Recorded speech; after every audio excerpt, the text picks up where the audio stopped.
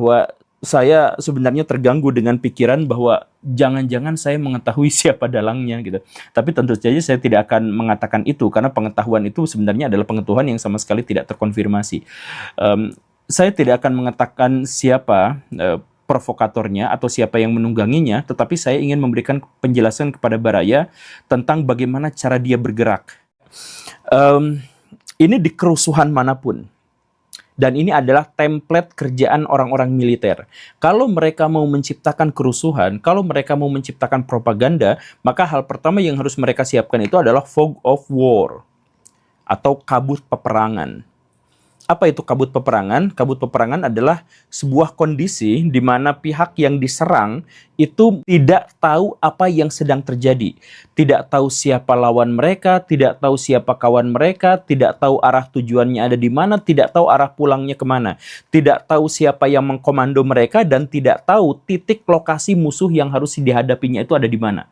Jadi kalau misalkan mau bikin perang, itu ciptakan dulu fog. Cipta dulu kabut yang membuat semua orang buta terhadap apa yang sebenarnya terjadi. Nah, masyarakat Indonesia sekarang itu ada di posisi itu.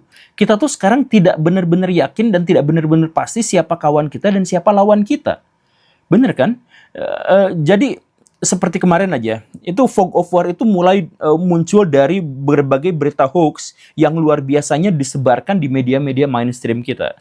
Di antaranya adalah Ibu Sri Mulyani yang mengatakan bahwa guru adalah beban. Nah, itu kan sebenarnya hoax.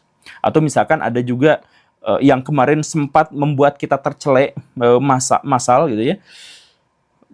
Gaji DPR naik sampai 3 juta sehari dan sebagainya. Nah, itu kan sebenarnya adalah permainan propaganda yang akhirnya mendistrak kita, dan akhirnya kita tuh bingung, dan akhirnya kita tuh terpeleset dari tujuan awal kita itu. Dan akhirnya apa? Ketika kita memulai demonstrasi, maka yang kita prioritaskan itu adalah mengejar orang-orang yang menyakiti hati kita secara emosional, bukan koruptor yang seharusnya kita kejar. Ya gitu kan?